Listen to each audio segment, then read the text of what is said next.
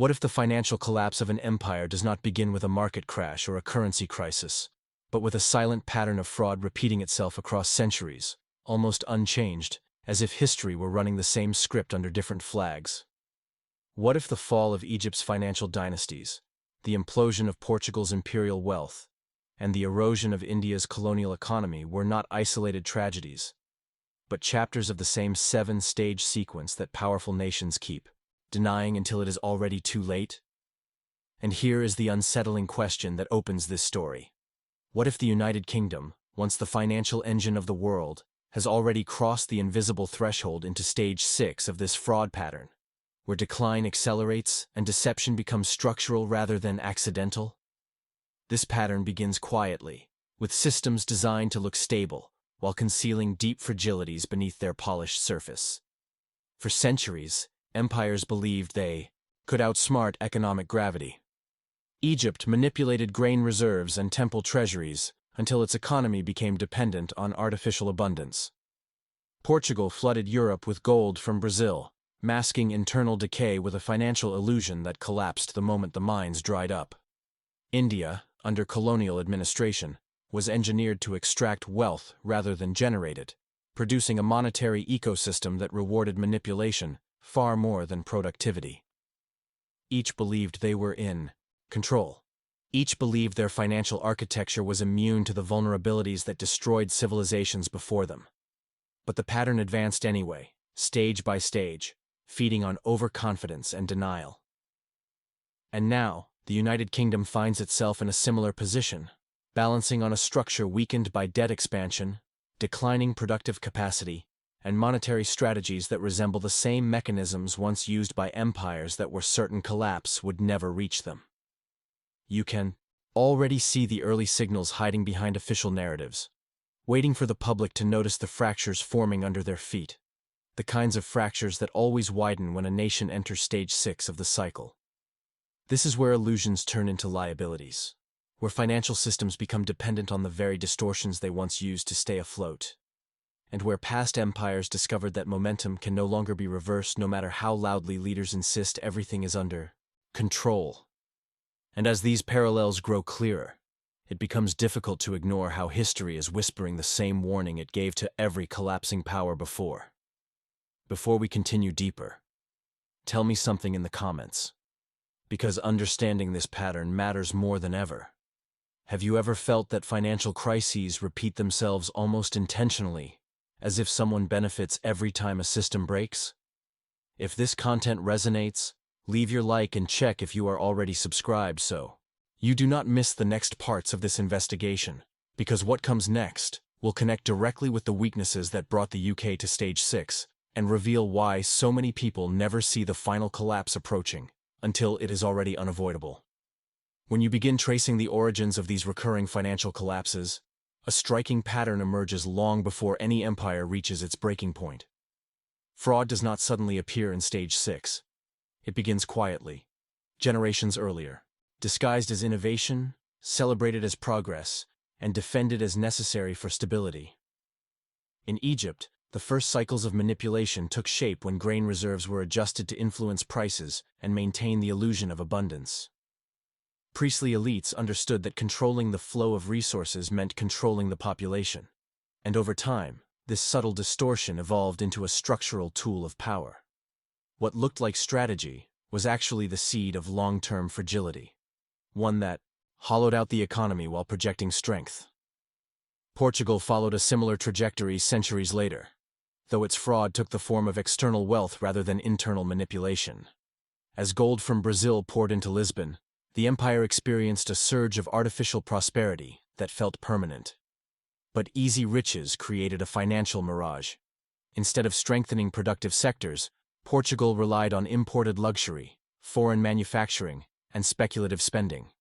The fraudulent premise beneath this prosperity was the belief that infinite wealth could flow from finite sources, that the empire could keep consuming without building. The gold masked the decay until the mines weakened, and the illusion collapsed under its own weight. India's situation was different, yet followed the same blueprint. Under British colonial rule, the economy was engineered to extract maximum value with minimum investment.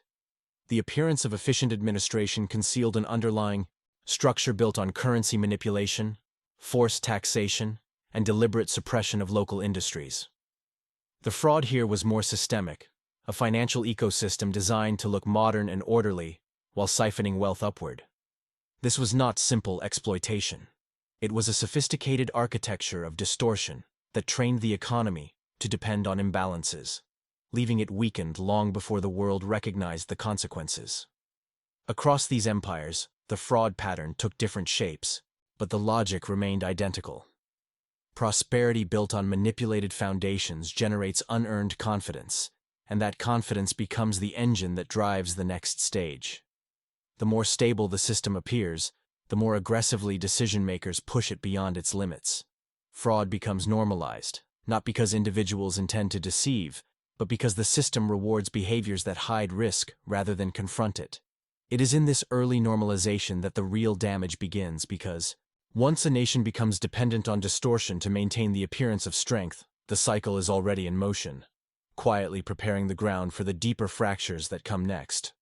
As this hidden cycle advances, the mechanics of manipulation evolve from simple distortions into a structured financial architecture that becomes almost impossible for ordinary citizens to detect. What begins as temporary adjustments eventually transforms into a permanent framework where money, credit, and value no longer reflect the real strength of the economy, but the priorities of those who control its levers. In ancient Egypt, the priestly elite used grain stores not merely as provisions, but as a primitive monetary system.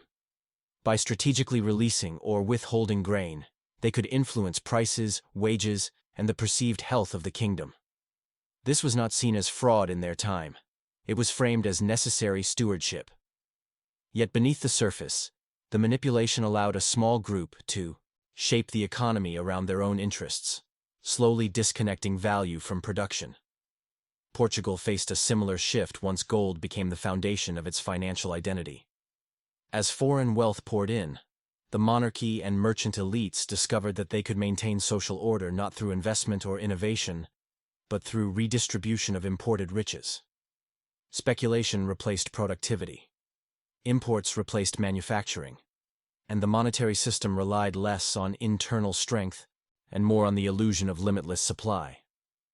What appeared to be prosperity was actually dependency, and that dependency distorted every layer of the economy.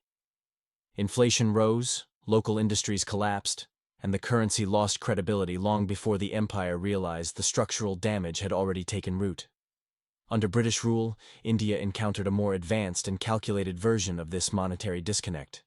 Colonial administrators manipulated silver and rupee valuations, extracted taxes in forms that benefited the empire, and imposed trade rules that drained local liquidity.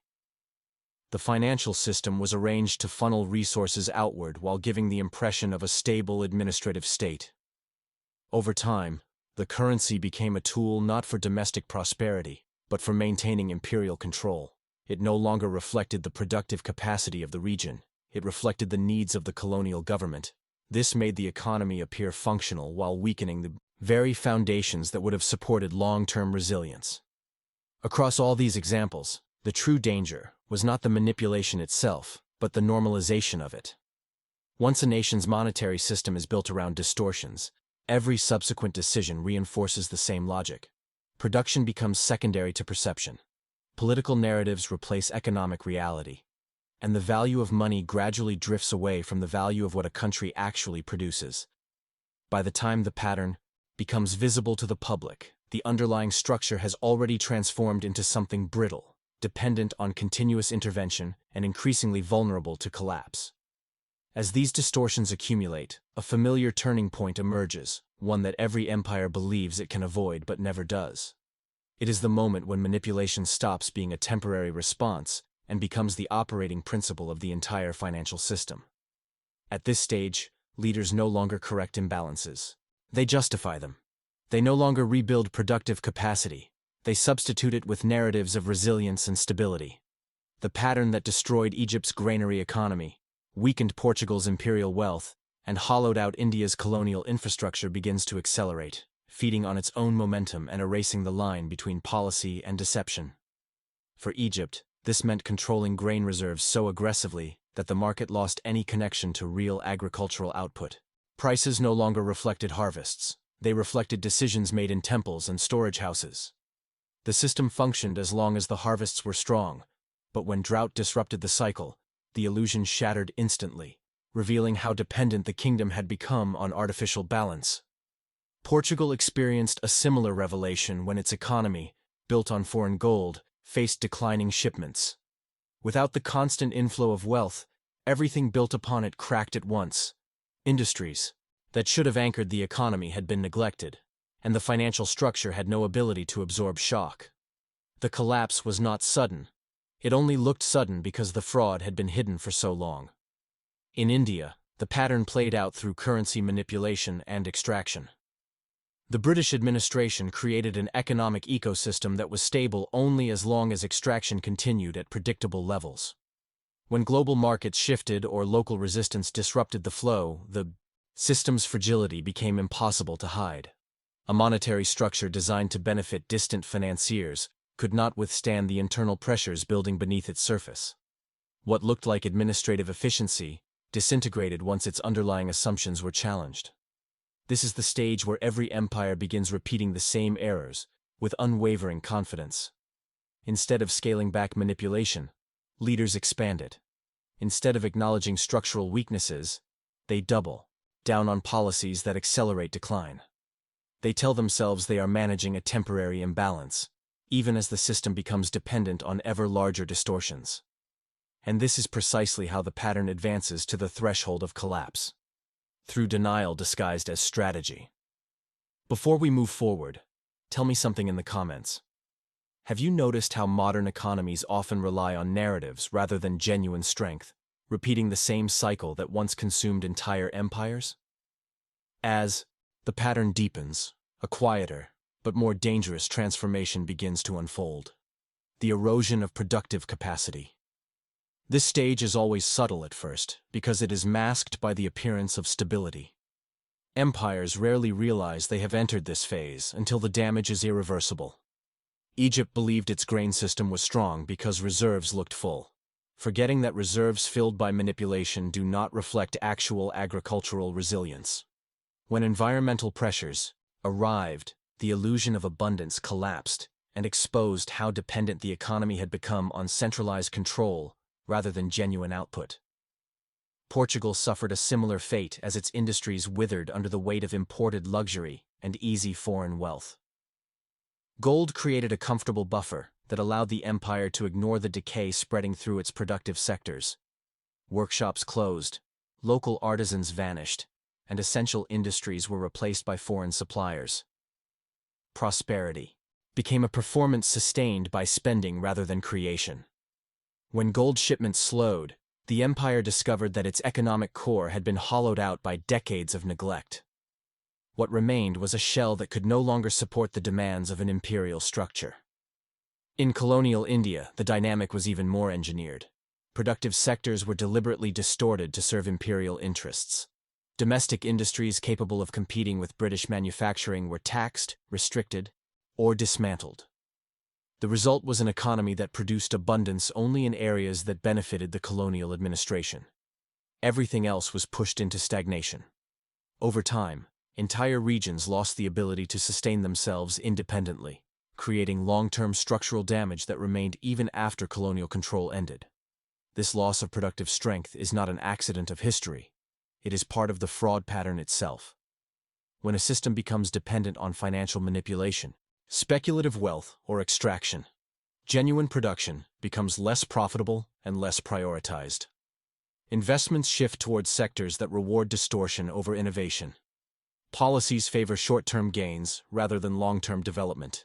The economic engine weakens slowly, almost invisibly, because the outward markers of prosperity still appear intact. But beneath the surface, the capacity to withstand shocks, sustain growth, and generate independent wealth erodes year after year. By the time the cracks become visible, the foundation has already fractured. The system no longer generates enough real output to support its commitments, yet it continues expanding obligations as if the underlying strength were unchanged. This internal contradiction is what pushes empires toward the next stage of the sequence, where the impact of their past choices becomes unavoidable, and the illusion of control begins to break apart. By the time an empire reaches the sixth stage of this pattern, the warning signs are no longer hidden in economic reports or isolated crises, they begin to define the national reality. This stage is not marked by a single dramatic collapse, but by a gradual acknowledgement that the financial system now depends more on distortion than on production.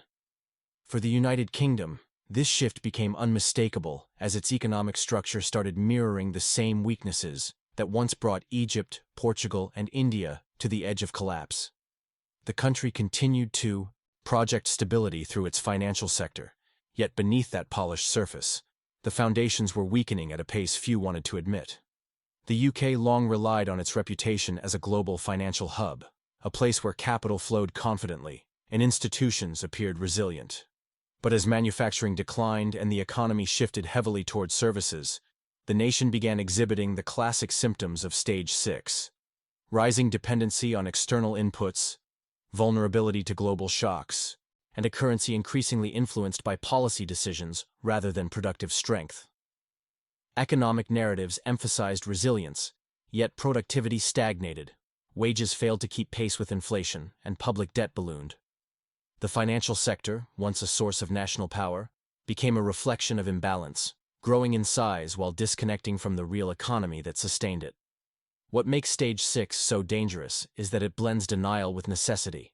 Leaders cannot reverse the manipulations that kept the system afloat because the economy has become dependent on them. Each intervention requires a larger one to maintain the illusion of stability. The UK reached this phase when monetary policy moved from being a tool of adjustment to a mechanism of survival. Interest rates swung sharply, not to encourage growth, but to control crises created by earlier interventions. Public services strained under budget pressures, and the currency experienced volatility that would have once been unthinkable for a former imperial financial center. Meanwhile, the outward symbols of strength continued to mask the internal weaknesses, just as they did in the empires that came before. Investors still saw London as a global capital. Politicians still spoke of influence and stability. But underneath, the economic engine struggled to generate the output needed to support these claims. Imports grew faster than exports, domestic industries weakened, and the country became more reliant on financial engineering than on tangible production. This is the hallmark of Stage 6. When a nation believes it is managing a temporary imbalance, even as the structure has already begun shifting under its feet. The same pressures that once dismantled older empires now quietly converge on the UK, setting the stage for the pattern's final progression. At this point in the pattern, the signs of decline are no longer theoretical. They become visible in everyday life, in the way prices shift, unpredictably, in the way public services strain under growing pressure, and in the way institutions that once projected confidence now seem reactive, defending themselves rather than shaping the future. The United Kingdom, like the empires before it, has reached a moment where structural weakness is no longer disguised by financial narratives. Instead, those narratives begin to sound repetitive, almost rehearsed, as if their primary purpose is to reassure rather than inform. This is the defining feature of Stage 6. When a nation's confidence becomes a story it tells itself, not a reality it can demonstrate. The erosion of trust is one of the clearest indicators. Investors who once saw British assets as safe havens now price in risks that would have been unthinkable a generation ago. Currency markets move sharply in response to policy announcements, revealing how sensitive the system has become to even modest disruptions. Households feel the shift as inflation eats into wages, making everyday expenses heavier and long-term planning harder. These pressures do not come from a single source. They emerge from the cumulative weight of decisions made over decades, decisions that slowly replaced productive capacity with financial leverage and external dependence. Institutions, too, begin to show the strain, whether in the form of political volatility, public sector backlogs, or contentious economic debates. The symptoms reflect a system stretched beyond its natural limits. Leaders attempt to stabilize the situation with narratives of resilience, But these assurances resemble the final years of past empires, when confidence was defended more fiercely than the underlying economy. In Egypt, this stage meant grain shortages disguised by administrative decrees. In Portugal, it meant insisting on prosperity long after the gold economy cracked. In India, it meant administrative order projected over a system already unstable beneath the surface. The UK shows the same pattern, the language of stability used more often than the evidence of it. Yet the most telling sign of Stage 6 is the sense of inevitability that grows quietly among the population. People may not articulate it, but they feel it. They sense that something fundamental has shifted, that the old assurances no longer hold the weight they once did. This collective intuition is not irrational. It is the final warning that the pattern is accelerating toward its next stage, just as history has shown, time and time again. Before we continue, share your thoughts in the comments. Have you noticed these subtle shifts in confidence and stability? The kind that suggest a deeper transformation happening beneath the surface? As the pattern moves forward, the consequences of a weakened financial core no longer remain contained within national borders.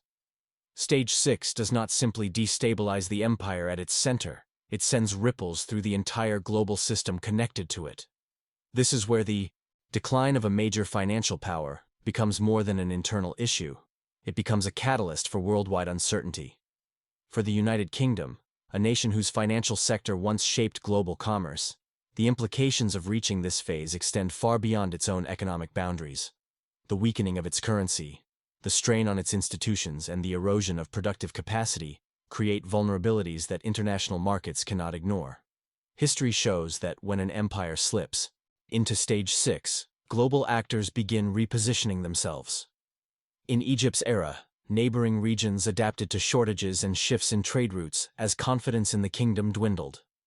Portugal's decline reconfigured power across Europe, altering alliances and opening doors for new competitors. India's financial unraveling under colonial influence contributed to broader changes in global trade that reshaped entire continents. In each case, the fall of a financial center weakened surrounding economies, disrupted established networks, and forced external powers to adjust their strategies. The UK's position in the modern world makes this ripple effect even more pronounced. London remains a global financial hub, not because of its manufacturing strength, but because of its long-standing reputation as a stable marketplace. When that stability falters, the effects spread quickly across currency markets, investment flows, and trade relationships. As volatility increases, partners who once relied on the UK as a financial anchor begin diversifying to protect themselves. Some shift reserves into alternative currencies. Others redirect investments toward markets perceived as more resilient. This gradual realignment mirrors the slow but decisive transitions that accompanied previous imperial declines. Moreover, the UK's interconnectedness means that its internal struggles amplify global uncertainty.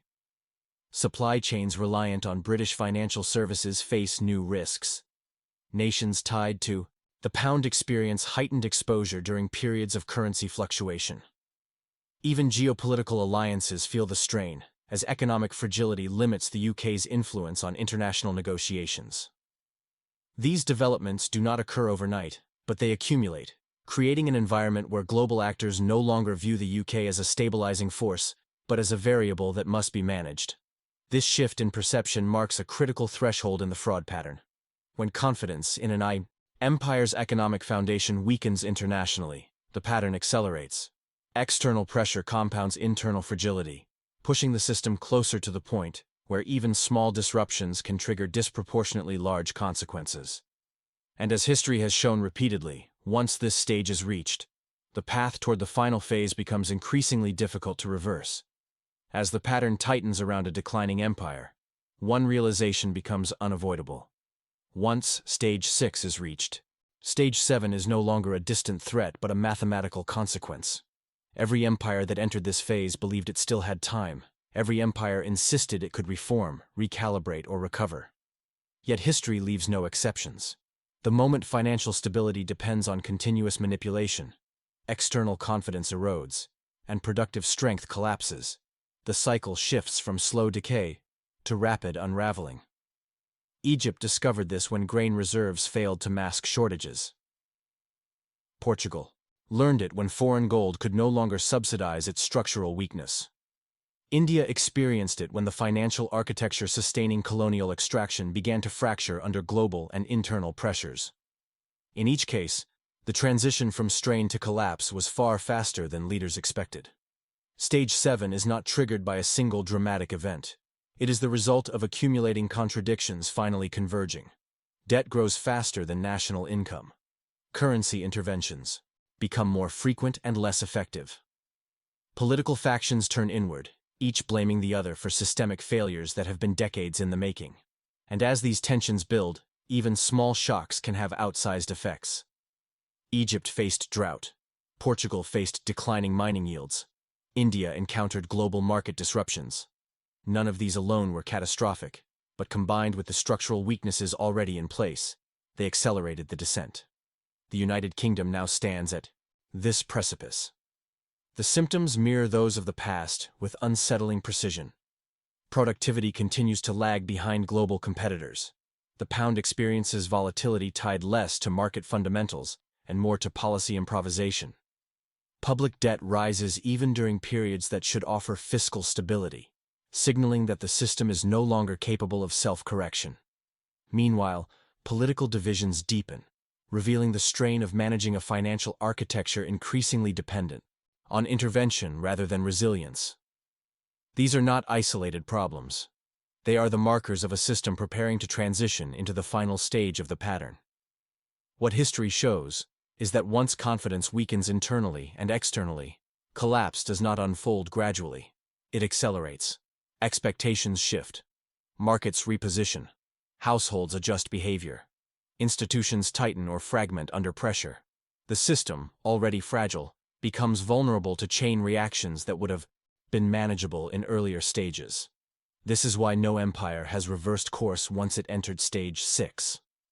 The momentum becomes self-reinforcing. Egypt's collapse unfolded rapidly after centuries of slow decline. Portugal's imperial structure deteriorated within a few decades. India's financial unraveling under colonial administration escalated swiftly once pressure mounted. The UK's trajectory now aligns with this same historical arc, showing how the final transformation begins long before the public recognizes the full scale of the shift. As the cycle reaches its final turn, what unfolds is not a sudden catastrophe, but the cumulative outcome of every distortion, every ignored warning, and every structural imbalance that has been building for years. Stage 7 does not announce itself loudly. It emerges through small cracks that widen into fractures, through policies that once stabilized the system but now deepen its fragility, through expectations that shift almost imperceptibly, until confidence gives way. In past empires, this phase arrived when the mechanisms designed to preserve stability began accelerating decline instead. Egypt's grain decrees lost their influence. Portugal's gold inflows no longer offset structural weakness.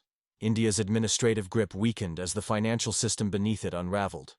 Each collapse appeared abrupt to those living through it, yet the pattern shows it was the inevitable culmination of forces long in motion. For the United Kingdom, reaching this stage means entering a period where resilience depends less on strategic decisions and more on how long the system can withstand pressure it was never built to manage. The currency becomes increasingly reactive, shifting in response to global movements rather than domestic strength. Institutions face rising strain as demands outpace capacity, and policies stabilizing one sector create disruptions in another. Social expectations shift as households recognize that the certainty they once relied on is no longer supported by the economic foundation beneath them. This subtle shift in collective mindset is often the final indicator that the system is approaching irreversible transformation. Across history, the most telling moment in Stage 7 is when nations attempt to reclaim control through intensified intervention. They adjust interest rates sharply, implement emergency measures, or introduce narratives promising renewed stability. Yet these actions reveal the underlying truth. The system has entered a state where its internal contradictions can no longer be contained. The machinery that once projected confidence now struggles to maintain coherence, much like the final years of every empire that followed this same trajectory. And as these pressures converge, the pattern accelerates. Not because collapse is imminent in a single moment, but because the structure supporting the system has already drifted beyond the point where recovery follows. Predictable rules. If you've reached this point, it means you value understanding the deeper forces shaping global financial cycles, and that connection matters. Before you move on, tell me in the comments that you're here until the end with something simple like "I am here until the end," or "This message reached me." Your voice helps expand conversations that most people never fully explore. And if this journey through the 7-stage pattern brought clarity, consider subscribing to stay connected with content that continues unraveling the hidden mechanics behind global economic shifts. Leave your like if this narrative resonated with you. And when you're ready, there's another video waiting that builds naturally on what we explored here. Click on the one beside this screen and continue the investigation with me, following the thread of history as it reveals what comes next.